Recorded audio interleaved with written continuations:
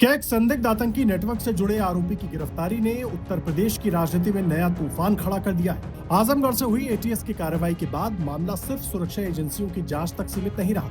मंत्री ओपी राजभर के एक बयान ने ऐसा सियासी विस्फोट कर दिया है कि अब सवाल गिरफ्तारी से ज्यादा बयान पर उठ रहे हैं। आखिर क्या कहा राजभर ने, जिस पर समाजवादी पार्टी आग बबूला हो गई? देखिए इस रिपोर्ट में। आजमगढ़ एक बार फिर सुर्खियों में है। वजह है यूपी एटीएस की बड़ी कार्रवाई। एटीएस ने मोहम्मद शेख नाम के एक आरोपी को गिरफ्तार किया। एजेंसी का दावा है कि आरोपी के तार पाकिस्तान समर्थित आतंकी नेटवर्क और पाकिस्तानी गैंगस्टर शहजाद भट्टी से जुड़े लोगों तक पहुंचते हैं। एटीएस के मुताबिक आरोपी के पास से 9 mm पिस्टल और मोबाइल फोन भी बरामद हुआ है। लेकिन इस गिरफ्तारी के बाद कहानी ने अचानक सियासी मोड़ ले लिया। सुनिए। देखिए, एटीएस ने जो कार्रवाई की है वो देश के हित के लिए किया है, समाज के हित के लिए किया है।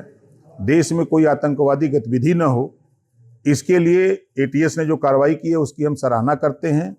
और दुख इस बात का है कि वो आतंकवादी आजमगढ़ से ही गिरफ्तार होता है। अब आजमगढ़ में ऐसे लोगों को पनाह मिलती है जहां समाजवादी पार्टी का गढ़ लोग कहते हैं, तो ये समाजवादी पार्टियों को संरक्षण मिलता है का इन लोगों को?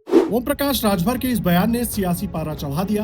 विपक्ष ने आरोप लगाया कि एक आरोपी की गिरफ्तारी के बहाने पूरे आजमगढ़ और उसके लोगों को कटघरे में खड़ा किया जा रहा है। विवाद बढ़ा तो राजभर को सफाई देने के लिए फिर सामने आना पड़ा। क्या राजभर अपने बयान पर कायम है या फिर उन्होंने अपने शब्दों को लेकर नया स्पष्टीकरण दिया? जरा सुनिए। 10 विधायक समाजवादी पार्टी के, दोनों सांसद समाजवादी पार्टी के, जिला पंचायत अध्यक्ष समाजवादी पार्टी के, MLC समाजवादी पार्टी के, जितने नगर पंचायत और नगर पालिका हैं सब जिला समाजवादी पार्टी के, 22 ब्लॉक प्रमुख और 22 में सबसे ज़्यादा ब्लॉक प्रमुख समाजवादी पार्टी के।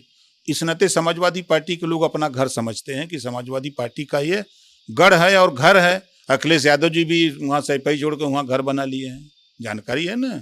अब बताओ, जिसके घर में आतंकवादी पकड़ा जाए तो उसको क्या कहेंगे?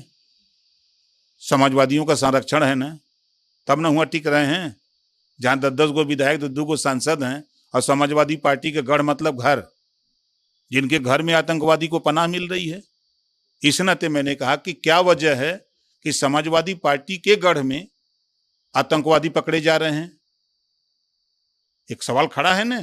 इस पे अखिलेश यादव जी को बोलना चाहिए, बताना चाहिए कि हमारे समाजवादी पार्टी की जो हमारा गढ़ है उस गढ़ में आतंकवादी कैसे रहते हैं, इस पे उनको खुलासा करना चाहिए। लेकिन ओम प्रकाश राजभर की सफाई भी इस विवाद को कम नहीं कर पाई। समाजवादी पार्टी ने पलटवार करते हुए बीजेपी और उसके सहयोगियों पर गंभीर आरोप लगाए। सपा का कहना है कि राजनीतिक फायदे के लिए पूरे क्षेत्र की छवि खराब की जा रही है। सुनिए सपा विधायक रविदास मेहरोत्रा ने क्या कहा। भारतीय जनता पार्टी और उनकी सहयोगी पार्टी और आतंकवादियों में कोई भी अंतर नहीं है। भारतीय जनता पार्टी के लोग और उनके सहयोगी दल इस तरह व्यवहार करते हैं जैसे आतंकवादी करते हैं।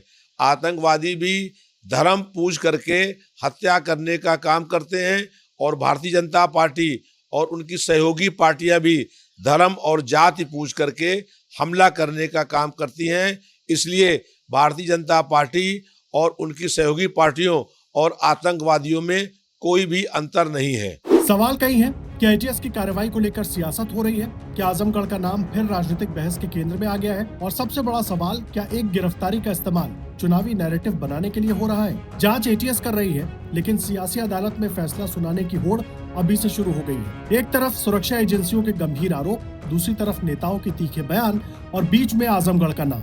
अब निगाहें एटीएस की जांच पर भी हैं और उन राजनीतिक प्रतिक्रियाओं पर भी जिन्होंने इस पूरे मामले को और ज्यादा चर्चा में ला दिया है। Bureau report, the Janpath news.